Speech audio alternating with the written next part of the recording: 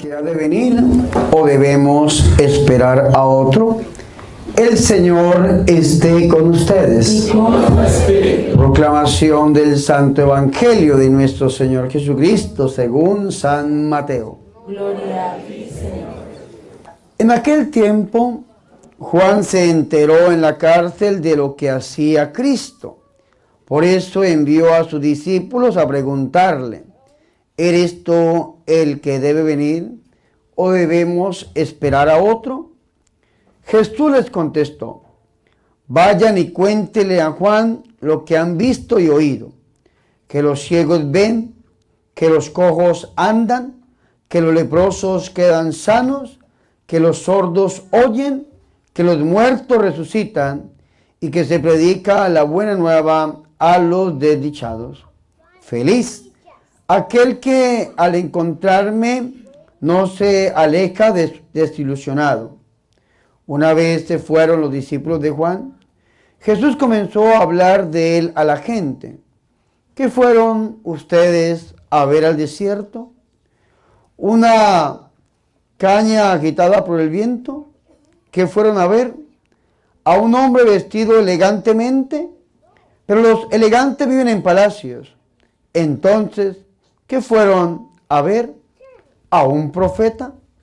Eso sí, yo les aseguro que Juan es más que un profeta, porque se refiere a Juan esta palabra de Dios: mira que yo envío a mi mensajero delante de ti para que te prepare el camino.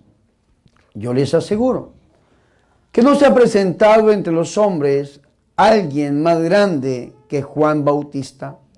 Sin embargo, el más pequeño en el reino de los cielos es más grande que él. Palabra del Señor. Que por las palabras de este santo evangelio sean perdonados nuestros pecados. Muy buenas tardes para todos y todas. ¿Cómo están? Qué hermoso es estar aquí. Saludo de una manera especial a mi hermana Fátima, misionera mariana, que viene de Nicaragua a acompañarnos en este retiro. Saludo de una manera especial a los organizadores de esta comunidad, el hermano Marvin, la hermana Yolanda. Saludo a todos los hermanos que han venido de diferentes estados, ciudades, para estar en este lugar. Gente viene de California, desde Chicago, viene de Washington. Personas que vienen desde Filadelfia, de diferentes lugares. Un saludo muy especial para ustedes y que Dios honre la fe de ustedes. Que al ustedes venir a este lugar, el Señor cumpla los deseos más íntimos y más profundos de nuestro corazón. Amén. Fuertes aplausos al Rey de Reyes, el Señor de Señores. Hermanos, haciendo una meditación de las lecturas que nos da a nosotros la liturgia para este tercer domingo de Adviento en el ciclo A, hoy, domingo de la alegría, hay un hilo conductor en estas lecturas y yo quiero desarrollarlo con todos ustedes. Y el hilo conductor que encontramos nosotros en estas lecturas es una expresión que dijo el padre Emiliano Tardif. El padre Emiliano, un sacerdote canadiense, que hizo su pastoral en República Dominicana, porque es un hombre muy carismático y muy usado por el Espíritu de Dios en diferentes dones, entre ellos el don de milagros. El padre Emiliano escribió 3 libros. Uno se llama La Vuelta al Mundo sin Maleta, otro se llama Jesús está vivo, y el otro se llama Jesús es el Mesías. Y me quiero detener un momento en ese libro, Jesús es el Mesías, porque yo creo que este es el hilo conductor de las lecturas para este tercer domingo de Adviento. Reconocer al Señor como nuestro Mesías y permitirle al Señor que Él haga su obra poderosa en nuestra vida. Que el Señor sea el que nos sane, el que nos libere, el que nos bendiga, para que salgamos de este lugar llenos de la alegría del Señor. Es lo que nos dice a nosotros la Santa Iglesia Católica. Entonces, el Padre Emiliano, en este libro Jesús es el Mesías, el Padre habla del Evangelio que nosotros tenemos hoy, que hemos escuchado hoy, de San Mateo en el capítulo 11, versículo del 2 al 11. Y nos pone un panorama bastante interesante. Vea cuál es el panorama. Juan el Bautista, el precursor del Señor, estaba en la cárcel. ¿En dónde estaba Juan? En la cárcel. ¿Y por qué Juan el Bautista estaba en la cárcel? ¿Por qué? Por tener la valentía que tiene que tener un hombre de Dios. Por predicar la palabra del Señor. Porque muchas veces por predicar la palabra del Señor, las personas se meten en diferentes problemas, en diferentes dificultades. Hoy en día, a muchas personas les da miedo predicar la palabra del Señor, porque le da miedo el compromiso, le da miedo el problema. Sin embargo, tenemos un gran ejemplo, Juan el Bautista. Juan el Bautista, el hombre del Espíritu, Juan el Bautista, el hombre de Dios, se enfrentó contra el poder político de la época. El poder político estaba en manos de un hombre llamado Herodes, el tetrarca Herodes. Este hombre era un hombre supremamente malo. Tanto que dice que lo que se diga de Herodes en la historia es verdad. Hizo tantas cosas, hizo tantas barbaries, cometió tantos errores que dicen algunos historiadores que lo que se diga de Herodes es verdad. Cualquier cosa que usted se imagine que se diga de Herodes es verdad. Y en medio de tanta maldad de este hombre le había quitado la mujer a su hermano Filipo, dice la Sagrada Escritura. Vivía con la cuñada en flagrante adulterio. Y esto es interesante, porque es que en la época de Jesús habían 3 pecados que acarreaban muerte. Las personas que cometieran esos pecados eran pasadas por la muerte, o lapidados, o crucificados, o matados al filo de la espada, o decapitados, eran pasados por la muerte. ¿Cuáles eran esos 3 pecados? Primero, la idolatría. ¿Cuándo se cometía idolatría? Cuando se asistía a los brujos, a las brujas, se invocaban los muertos, los espectros, se cometía un pecado de idolatría. Hoy en día, las personas que les gusta ir a las botánicas, que les gusta hacerse leer todo lo que encuentren, el tabaco, el chocolate, el café, las manos, todo lo que se encuentren, se lo hacen leer. Pecados de idolatría. Personas que le dan culto a la muerte, aquellos que son mexicanos y que le dan culto a la muerte, o que sencillamente le dan culto lo que se llama la santería, los que vienen de República Dominicana, los que vienen de Cuba, de Haití, de Venezuela. En Venezuela tienen una cantidad de santeros, que el negro Felipe, que la india María Leonza, que Gregorio Hernández. En Argentina tienen que Gauchito Gil. En México tienen que el Malverde, porque Valverde es el que canta en la Iglesia Católica.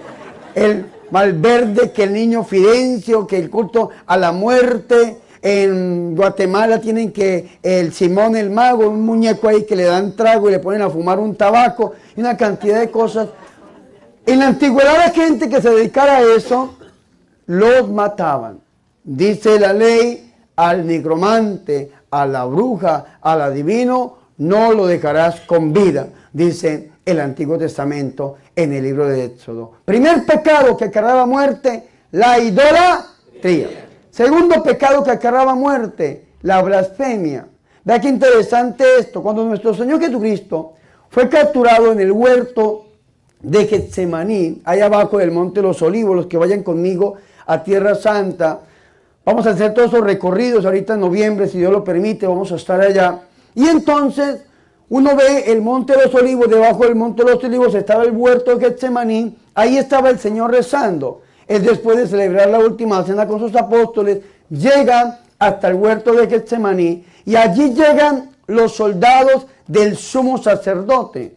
El sumo sacerdote era uno, Caifás, Pero lo acompañaba su suegro, por eso le decían los sumos sacerdotes, Anás y Caifás. Envían a capturar al Señor. Llegan los soldados de los sumos sacerdotes, lo capturan y se lo llevan allá a la casa de Anás y de Caifás. Allí donde queda el Galicanto, donde encierran al Señor Jesucristo, ahí en un sótano bien frío. A mí me pasó algo bien hermoso ahorita que fui, porque ese lugar siempre es lleno de gente. Esos son gente de todo el mundo, de todas las nacionalidades y de todos los idiomas que van ahí. Y cuando yo llego a ese lugar, un grupo grande va saliendo y me quedo yo solo ahí en ese lugar, solo. Me caminé todo el lugar y yo estaba solo y me bajé a la mazmorra y me quedé ahí como una hora solo y me boté al suelo y empecé yo a pensar en cómo había pasado la noche nuestro Señor Jesucristo. Arriba hay un hueco que dicen que todavía es histórico y allá fue donde se paró la Virgen María escuchando a su Hijo Jesús cómo rezaba el Salmo 83 durante toda la noche. Un lugar solitario, un lugar frío, un lugar que todavía guarda ese misticismo de la presencia de Jesús ahí. Después sacan al Señor y pasa por el juicio. Y llegaron falsos testigos falsos, que decían que el Señor había dicho esto, había dicho aquello, que iba a destruir el templo, que el Señor había dicho una cosa y había dicho la otra. Y como los testigos eran falsos, se contradecían y no encontraban la manera de buscar cómo crucificar al Señor, hasta que el sumo sacerdote le hace la pregunta al Señor.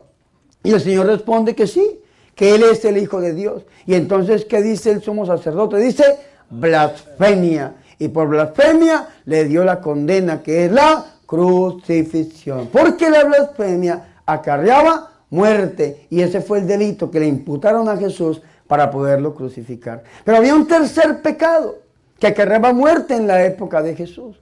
Y ese pecado era el adulterio. Un día el Señor estaba hablando sobre el amor. San Juan capítulo 8. Al final del 7, principio del 8, nos muestra a nosotros ese suceso, ese acontecimiento. El Señor estaba predicando y le llevan a una mujer que es lanzada, tirada a los pies de Jesús.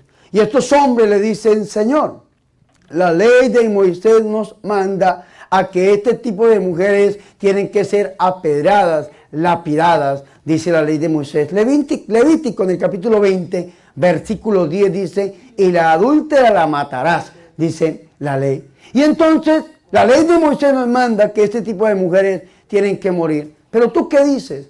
El Señor se quedó viéndolo a la cara, a todos a la cara. Y el Señor se agachó y dice la Biblia que el Señor empezó a escribir. ¿Qué escribió el Señor? La Biblia no lo dice. Algunos divagan en qué escribió el Señor. Tal vez empezó a escribir el nombre de los clientes de esa prostituta que estaba tirada ahí. Y empezó a escribir el nombre de los más viejos ahí. Empieza a escribir. Y cuando ya vieron que estaban como un poco quemándose ahí el Señor, salieron corriendo, dicen algunos los más viejos. Sin embargo, no se sabe qué escribió el Señor. No se sabe. Solamente se sabe que el Señor se levantó y el Señor dijo: el que esté libre de pecado, que tire la primera piedra. Y empezaron a irse, comenzando desde los más viejos. Y cuando el Señor se queda solo con aquella mujer, le hace una pregunta: mujer, ¿quién te condena? Nadie, Señor, nadie me condena. Yo tampoco te condeno. Vete y no vuelvas a pecar, le dice el Señor. Y esta mujer se va y se convierte en nuestro Señor y Salvador Jesucristo. Dice la historia que llega a ser una gran mujer entregada a la misericordia del Señor. Pero vemos que este pecado del adulterio acarreaba muerte. Las adúlteras eran pasadas por la muerte, los adúlteros también. Sin embargo, el rey Herodes, el tetrarca Herodes, no era pasado por la muerte, por el poder que tenía. Vivía en adulterio, vivía con la mujer de su hermano. Y Juan el Bautista, que era un hombre celoso, un hombre cumplidor de la ley, un hombre que conocía la ley y un hombre que quería hacer cumplir la ley, le decía cada vez que veía al rey: estás en pecado, estás viviendo con la mujer de tu hermano. Y entonces a Herodes no le gustaba esto. A la mujer de Herodes tampoco. Herodías creo que se llamaba, Salomé era la hija de esta mujer. Tampoco le gustaba y esperaba el momento para poder matarlo. Y como a Herodes no le gustaba, entonces lo mandó a meter preso. Estaba en la cárcel. Pero como este hombre Juan el Bautista Era un hombre que estaba celoso por la ley. Un hombre que estaba esperando la venida del Mesías, la redención de Israel. Este hombre tenía una duda en su corazón de quién era el Mesías. ¿De quién era el Mesías?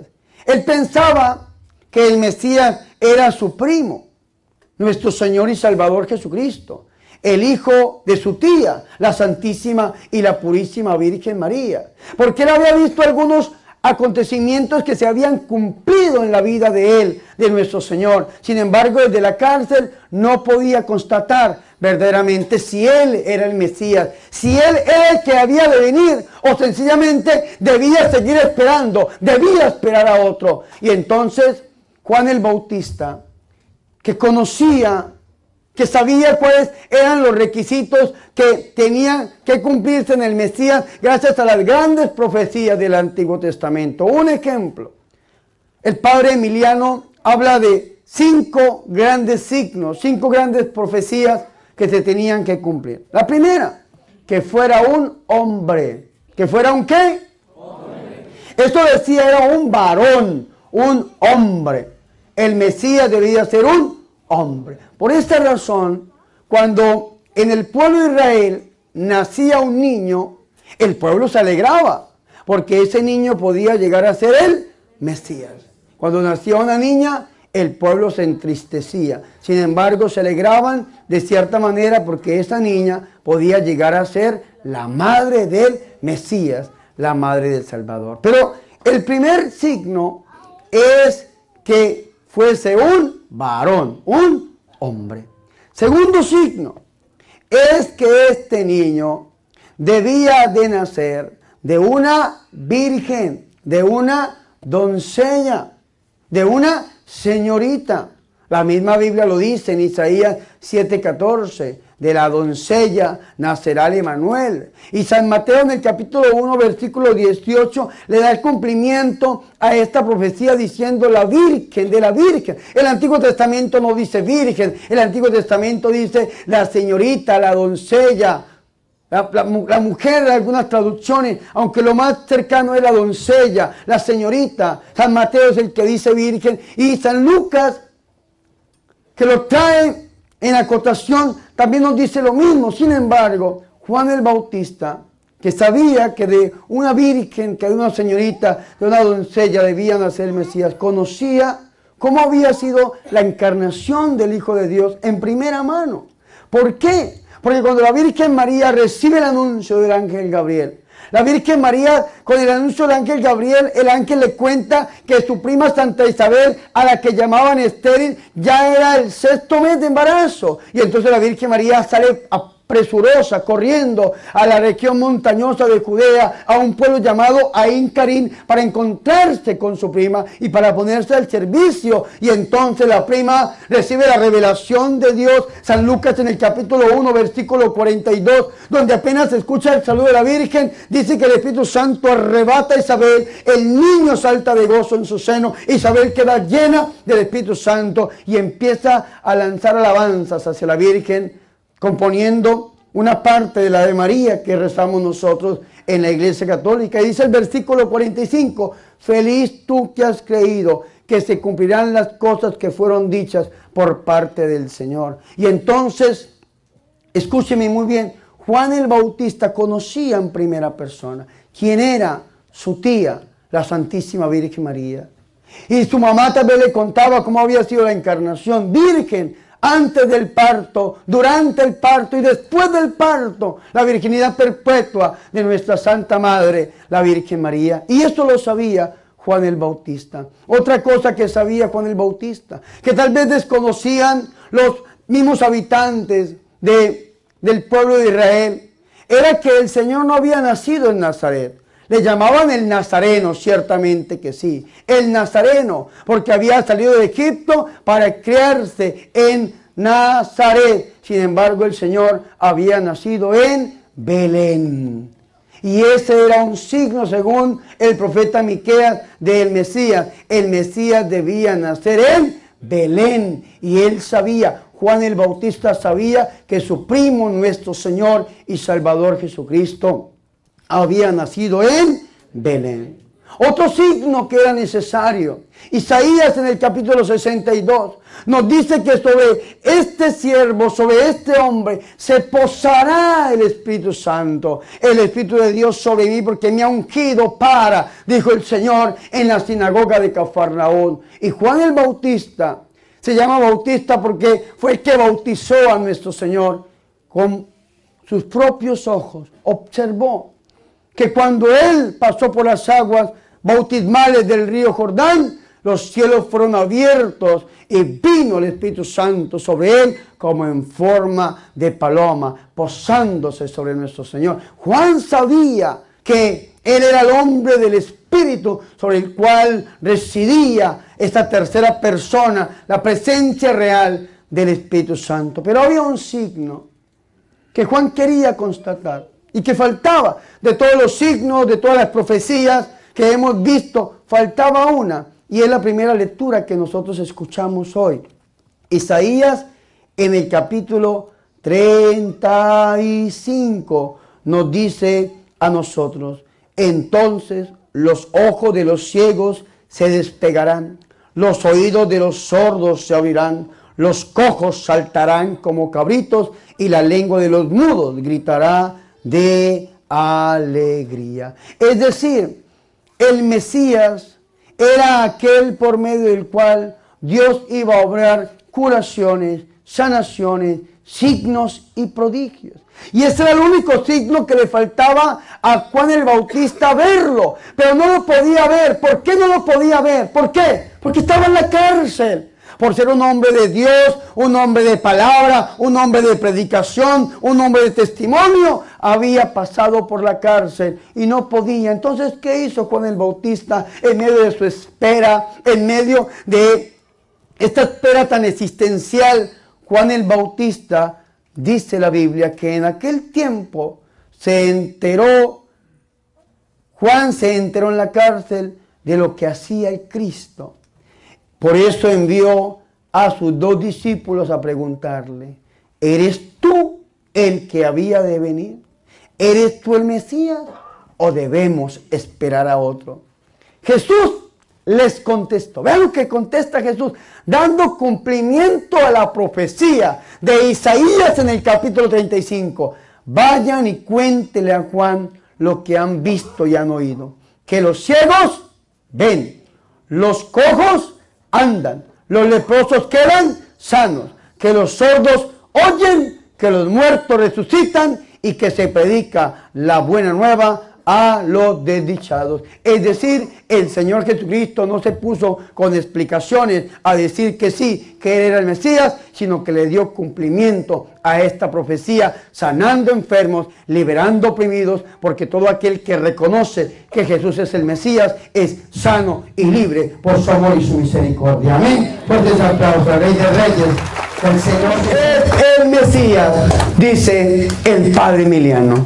Jesús es el Mesías, repite el Padre Emiliano. Jesús es el Mesías, nos enseña el Padre Emiliano. Y si usted, mi hermano, si usted, mi hermana, hoy reconoce a Jesús como su Mesías, usted hoy va a ser sano y libre. Vea qué bonito esto. Para algunas personas, lo que sucedió después de la lectura del Evangelio es algo escandaloso. Yo no tengo la culpa. Solamente proclamamos el Evangelio, pedimos el Espíritu Santo y ¡fua! Vino la sanación y la liberación. Yo me quedé quietico. ¿Qué quiere el Señor de ustedes? Yo no lo sé. Yo le preguntaba a Marvin y a Yolanda, cuando Dios derrama la presencia del Espíritu Santo real, verdadera, la unción, se siente el fuego de la presencia de Dios, es porque Dios quiere algo de esta comunidad. Y yo le preguntaba a Marvin y a Yolanda, ¿qué quiere el Señor de ustedes? Yo no lo sé. Lo que sí sé es que Dios tiene algo grande para ustedes. El propósito de Dios para ustedes es grande y por eso el Señor ha derramado hoy su gloria, su presencia y su misericordia sobre esta comunidad. Amén. ¿Quién vive? ¿Quién vive? ¿Dónde? En mi corazón. ¿Y por qué? ¿Y por qué? Hermanos, tenemos que reconocer a Jesús como nuestro Mesías, como el ungido, como el que había de venir. La misma profesión de fe que hizo Pedro: tú eres el Cristo, tú eres el Mesías, tú eres el ungido, tú eres el que había de venir. Hoy tenemos que hacerla nosotros. ¿Y cómo hago yo para reconocer a Jesús como mi Mesías, como mi Señor, como mi Salvador? Renunciando a todo aquello que no le da gloria a Dios. Alejándome del pecado. Alejándome del pecado y sus consecuencias. Alejándome del demonio. Alejándome del diablo. Alejándome de todo aquello que se opone a que nosotros nos acerquemos a Dios. Alejándonos de lo que dicen los predicadores, los tres enemigos del alma: la carne, el mundo y el diablo. Tenemos un enemigo dentro de nosotros. ¿Cómo se llama? La carne. Tenemos un enemigo alrededor nuestro. ¿Cómo se llama? El mundo. Y tenemos un enemigo por encima nuestro. ¿Cómo se llama? El diablo.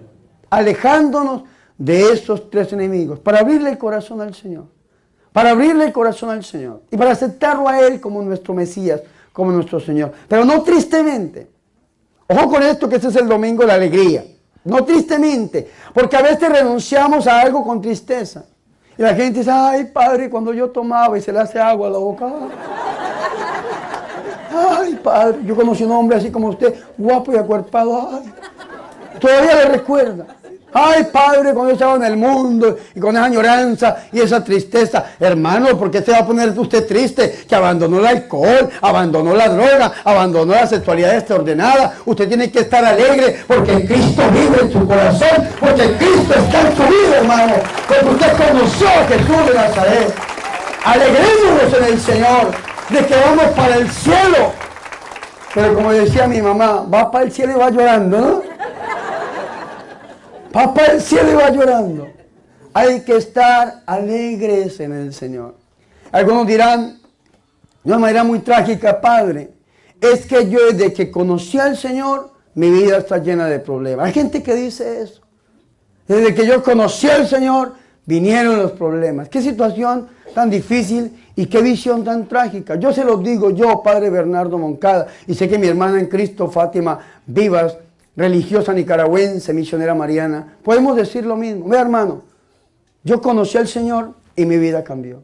¿Quién era Bernardo Moncada Ballesteros antes de conocer al Señor? Se los digo en una palabra: bandido. Yo era un bandido, un sinvergüenza, un drogadicto, ladrón.